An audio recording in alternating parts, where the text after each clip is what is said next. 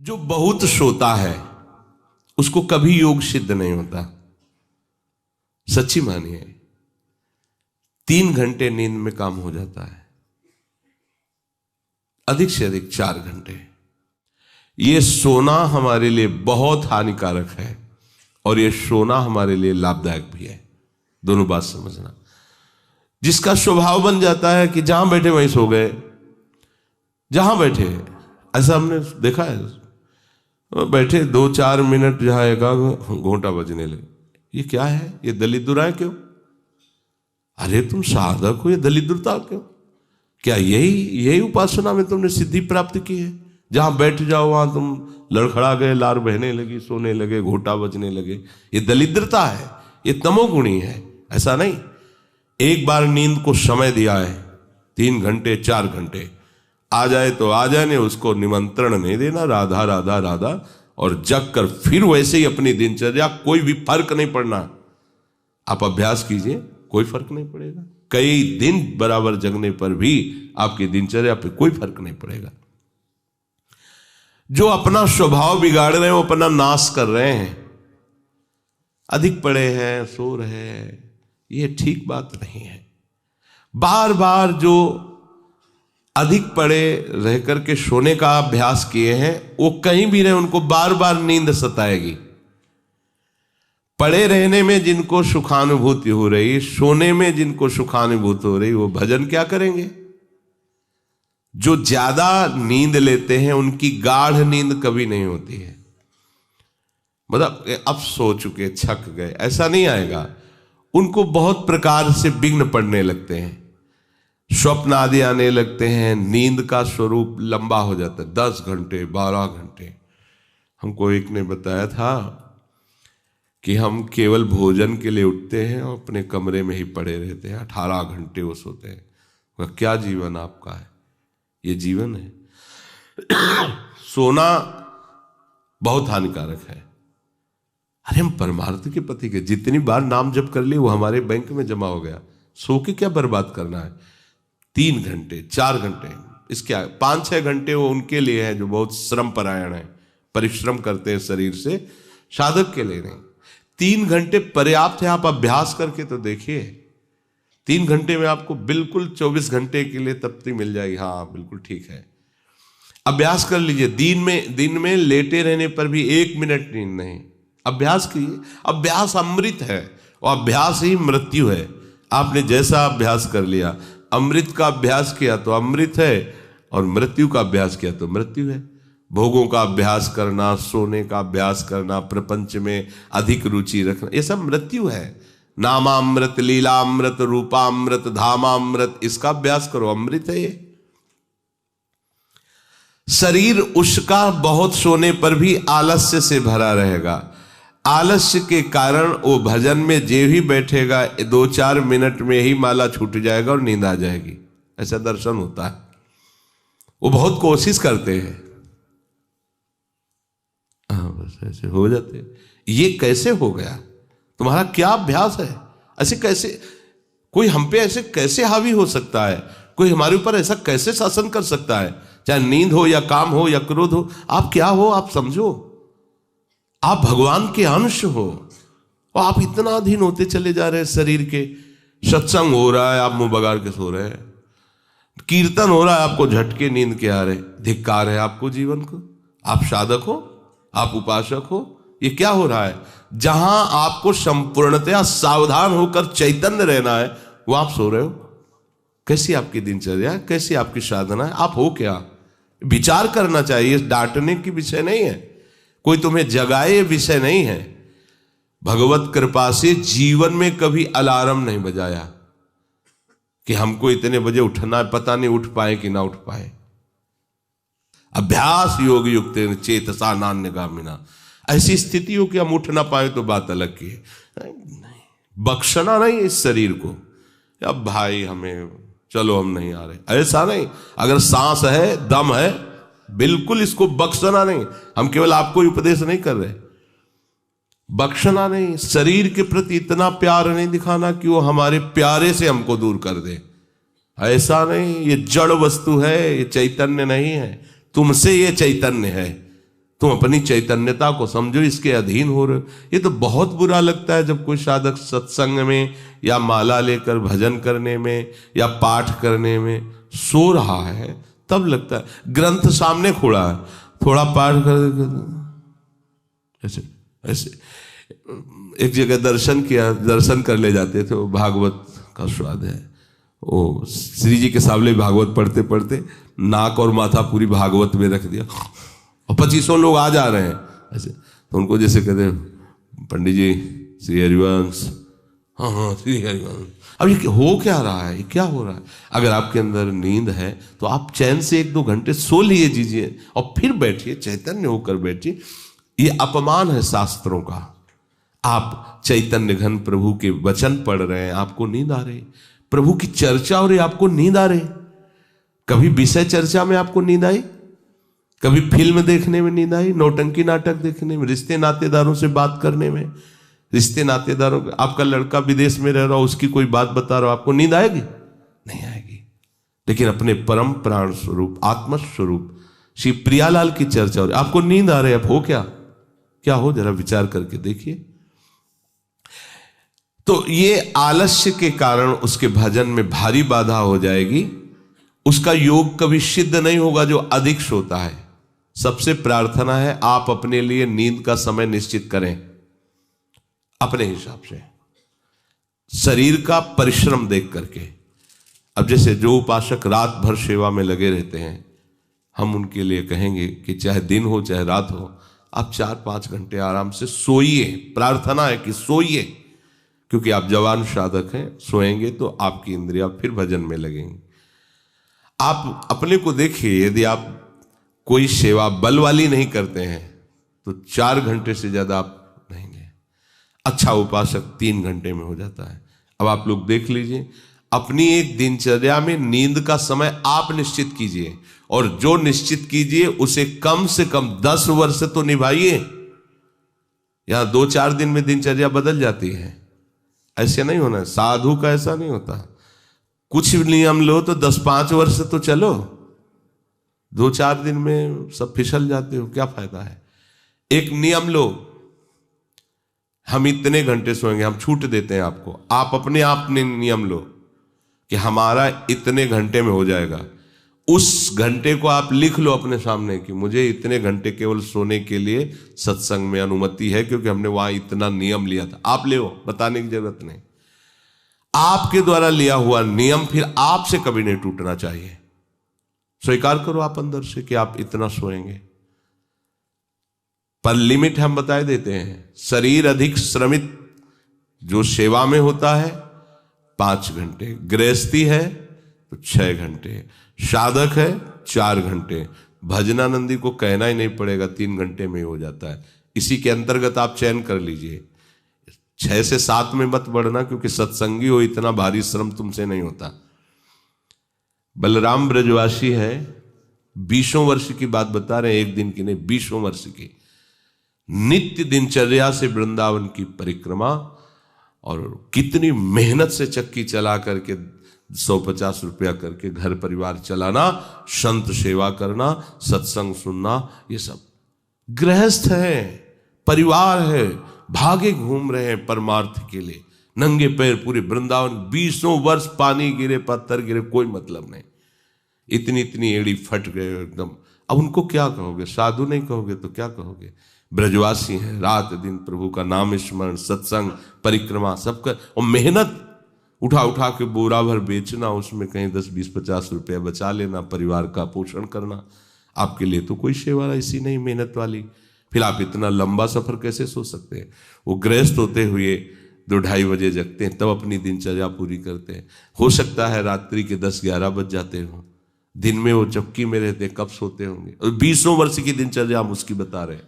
आप विचार करो, आप साधक हैं, आप विरक्त हैं, या आप संसार से निवृत्त होकर वृंदावन वास करें, आप कितना सोते हैं? ये बंद करो, शरीर को सुखी करना बंद करो। ये शरीर को सुख देने की बात महादुख मोल लेना है। निश्चित करो आप अपने समय को सोने का। कर लिया? हाँ, अपना समय निश्चित करो। जो समय निश्चित किया हो 4 घंटे, 5 घंटे, 6 घंटे, ये धाम है, यहां झूठ नहीं चलेगा। अगर 6 घंटे निश्चित किया तो 6.25 घंटे नहीं होना चाहिए। उसी को आप विभाजित कर लीजिए, 4 घंटे रात्रि में सो लीजिए, 2 घंटे दिन में सो लीजिए। आपको अगर 6 घंटे सोना है, 4 घंटे सोना है, 3 घंटे आप रात्रि में, 1 घंटे दिन में विश्राम। अगर आपका रात्रि में हो जाता है तो दिन में विश्राम की जरूरत नहीं। आपको इस पर आना पड़ेगा। आपसे कांच छुड़वा रहे हैं, मणि पकड़ा रहे हैं, आपको घाटे का सौदा। आप क्या कर रहे हो? मणि देकर कांच खरीद रहे हो, और आपका कांच छुड़वा के मणि। इंद्रनील मणि श्याम मनोहर 7 कुंभ तन गोरी, इनके समीप चलना है, इनकी जूठन पाना है, इनके साथ खेलना है। ये सौभाग्य प्राप्त करने के लिए जो असत धारणाएं हैं उनको मिटाना होगा। जागृतो नैव चार्जुन, ये तो अधिक सोने वाले की बात हुई। अब कह रहे हैं अधिक जागने वाले को भी सिद्धि प्राप्त नहीं होती। जो बिल्कुल सोता ही नहीं है, ऐसे होते हैं। पूरी पूरी रात चली गई नाम कीर्तन में, पूरी पूरी रात चर्चा में चली गई। 2-2, 3-3 जन केवल बैठ गए और प्रभु की पूरी रात चली गई। सामने योग वाशिष्ठ रखा हुआ है, उसी पे चर्चा हो रहा है। कैसा नशा! तो आप क्या समझो, उसमें नींद आएगी क्या? जो इंद्रियों को खुराक मिलनी चाहिए वो मिल जाती है। बड़े बड़े महापुरुषों को देखो, राय रामानंदाचार्य जी, राय राम, उनका आता है ना महाप्रभु चैतन्य देव, पूरी पूरी रात चर्चा हो रही, पूरी पूरी रात कीर्तन हो रहा है। क्या होता कि सुबह सब ऐसे लुढ़के हैं नींद में? नहीं, यहां उनकी बात हो रही है जिनकी अभी रुचि भजन में नहीं हुई है। उनको समय से सो जाना चाहिए, समय बर्बाद नहीं करना है। जो नींद का समय दिया है उसमें नींद आए या ना आए, हमें सोने के लिए नहीं लेटना है। जब लेटे, देखा हाँ इस समय से इतना समय लेटने में देना है, नाम शुरू किया, तन्मय हो गए। जब नींद आई, जब आंख खुली बस फिर मंत्र में तन्मय फिर लग गए। ये भजन है, इसको ऐसे प्रमाद में मत डालिए। यहाँ दिनचर्या हो गई, अब पड़े हैं, करवट बदल रहे हैं, समय निकलता चला जा रहा है, आज सत्संग में क्यों नहीं आए, सो गए थे, ऐसा नहीं होना चाहिए। जो बिल्कुल नींद नहीं लेता उसका अभ्यास ठीक नहीं होगा, वो निरंतर भजन में बाधा पहुंचा देगा। जो ऊंचाई पर चढ़े हुए महापुरुष हैं वो सत्संग और नाम कीर्तन और भगवत चिंतन से ऐसी सामर्थ्य प्राप्त कर लेते हैं कि वो कई दिन भी ना सोए तो उनको विक्षेप नहीं होगा कि परेशान है, इनको तो नींद ही नहीं आई है। क्योंकि उनके जागने में इंद्रियों को वो सब मिल जाता है जो सांसारिक पुरुष को नींद में इंद्रियों को विश्राम मिलता है, उनको भजन में मिल जाता है। परंतु उस स्थिति तक पहुंचने के लिए समय से सोना आवश्यक है।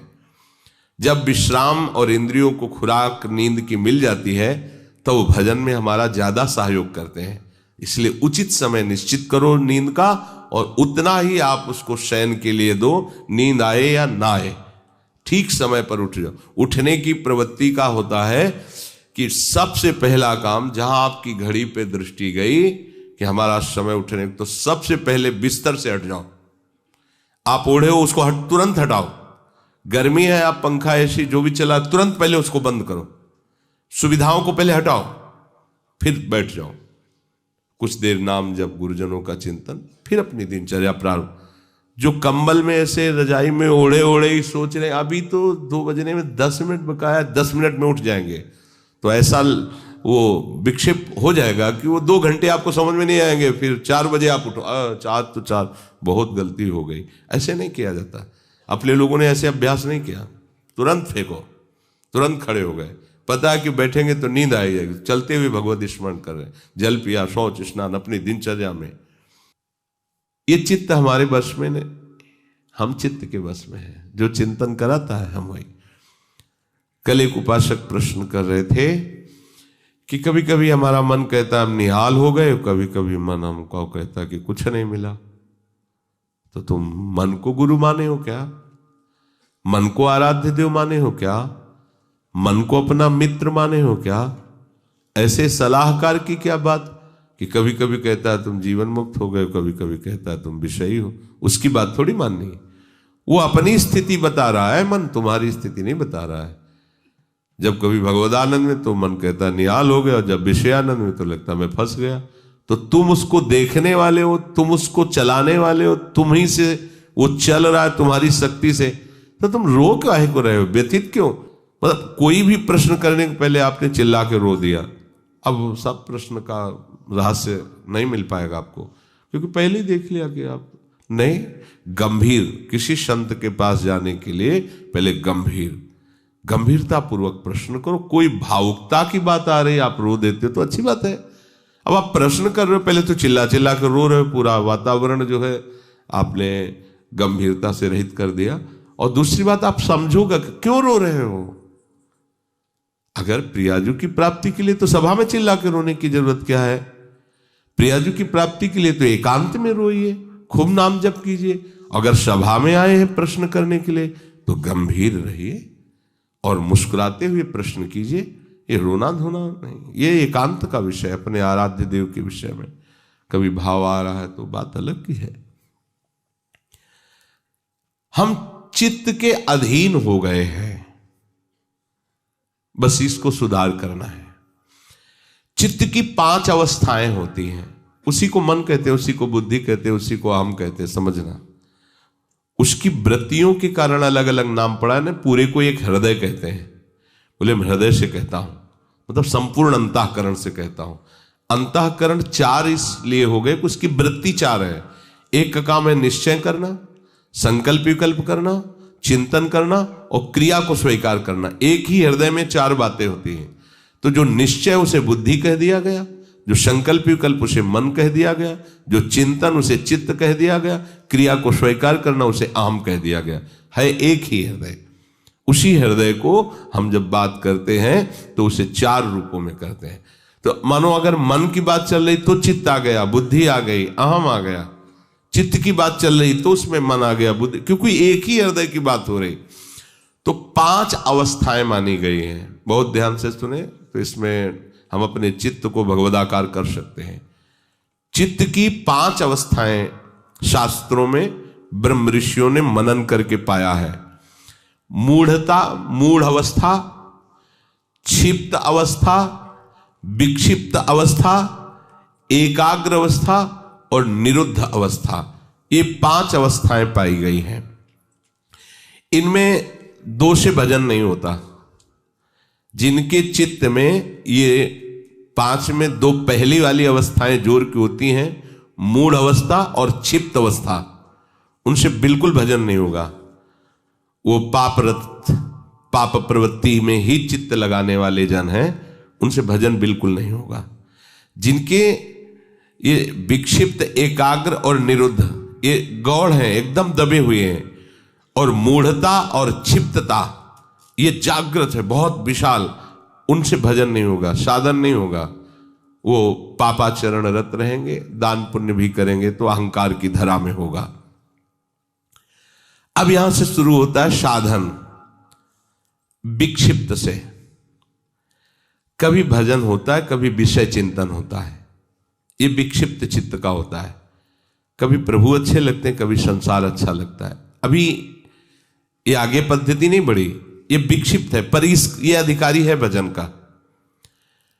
इस अधिकार वाले उपासक को जब साधु संग मिल जाता है और सत्संग मिलता है, तब वो बार बार सत्संग के प्रभाव से विक्षिप्तता को अगली पद्धति में बदल देता है, एकाग्र। अब वो एकाग्र होने लगता है कि मेरे जीवन का उद्देश्य केवल भजन है, केवल प्रिया प्रीतम की प्राप्ति है। नहीं, अब संसार को मैं नहीं मानूंगा कि संसार मेरा है, संसार के संबंध मेरे हैं। सत्संग के द्वारा ये विक्षिप्तता एकाग्रता में बढ़ गई, और जब एकाग्रता में अपने आराध्य देव के चिंतन में तन्मय हुआ तो उसे आनंद मिलने लगा, तो सविकल्प समाधि में उसकी गति हो गई। सविकल्प, अभी विकल्प चल रहा है पर वो सम अवस्था को प्राप्त हो रहा, आनंद का अनुभव होने लगा। विक्षिप्त से भजन प्रारंभ होता है, एकाग्रता में उसको आनंद का अनुभव होने लगता है, और आगे है निरुद्ध अवस्था। चित्त के चलने की गति ही खत्म हो गई, अपने आराध्य देव में चित्त फंस गया, निरुद्ध हो गया। इसे कहते हैं निर्विकल्प समाधि। आप कोई कल्पना नहीं रह गई, केवल सम अवस्था, भगवदाकार वृत्ति, परमानंदमय। अभी ये चित्त प्रिया प्रीतम में हो गया। क्षिप्त अवस्था और मूढ़ अवस्था ये भजन नहीं होने देते। विक्षिप्त अवस्था से भजन प्रारंभ होता है, एकाग्रता में भजन का सुख मिलता है। इसके आगे जब एकाग्रता ऐसी बढ़ती है कि अपने आराध्य देव के सिवा कुछ चिंतन ही नहीं करता चित्त, तो उसे निर्विकल्प समाधि कहते हैं। वो हर समय आओ स्वामी जी महाराज कह रहे चित्त न डुला इतुत आओ समाधि भीतर। अब वो उठते बैठते चलते फिरते क्रियारत होते हुए भी समाधि में रहता है। अपने आराध्य देव में चित्त निरुद्ध हो गया, अब चित्त पंग हो गया, अब हटाने से भी नहीं हटेगा। तो चित्त की सार्थकता है निरुद्ध अवस्था में पहुंचने की। गोपीजन इसी अवस्था की महापुरुष है। सब क्रियाएं घर की हो रही है और मुरारी पादार्पित चित्त वृत्ति। अम्बरीश जी इसी अवस्था के महापुरुष हैं, सम्राट पद पर हैं, लेकिन सावई मनः कृष्ण पदार विंदयो, निरुद्ध हो गया मन प्रभु के चरणार विंद में। यदा विनियतम चित्त मात्मन्ये वावतिष्ठते, जिस काल में चित्त आखिरी अवस्था को पहुंच जाता है, निरुद्ध अवस्था। एकाग्रता में भी पहुंचना बहुत बड़ी सिद्धि है, पर अपने लोग जो सब हैं विक्षिप्त अवस्था में है। कभी संसार का आकर्षण, कभी प्रभु का आकर्षण। लेकिन मूढ़ता और क्षिप्तता में प्रभु का आकर्षण होता ही नहीं है। वो उसी में लगा रहता है प्रपंच में, बस लड़का बच्चा परिवार खाना कमाना, धर्म से धन आवे या अधर्म से आवे, इसका कोई भेद उनके अंदर नहीं। धन आना चाहिए, भोग सामग्री मिलना चाहिए। जो विक्षिप्त अवस्था से भजन प्रारंभ होता है वो संत संग से एकाग्र होता है, और भजन का जहां आनंद मिला वो निरुद्ध हो जाए, फिर छोड़ नहीं सकता। फिर तो चित्त प्रभु के चरणों में, या चित्त चोर ने चित्त को चुरा लिया। ये जो स्थिति है उसे कह रहे हैं विनियतम चित्तम यदा। यदा माने उस समय जिस काल में चित्त निरुद्ध अवस्था को प्राप्त हो जाता है, वो स्थिर हो जाता है अपने स्वरूप में, आराध्य देव में। चित्त भगवदाकार हुआ कि अपना वपु अनुभव में आ जाता है। जो स्वरूप है सहचरी वपु, सहचरी वपु अपने आराध्य देव के समीप ही होती है। इसलिए आराध्य देव अलग से ध्यान में नहीं आते, अपने को वहीं देखता है प्यारी जो प्यारे जो के समीप। जब राधिका श्याम प्रसन्न भये तब नित्य समीप सु खैंच लये, और हरिवंश समीप सदा तिनके, सुख संपत्ति दंपति जो जिनके। तो हम अभ्यास करें, हमारा चित्त विषयों में विक्षिप्त न हो, प्रभु के नाम रूप में एकाग्र हो, और ऐसा एकाग्र हो कि फिर चलायमान ही न हो, अर्थात निरुद्ध हो जाए, तो हमारी स्थिति प्रिया प्रीतम की समीपता का अनुभव करने लगे।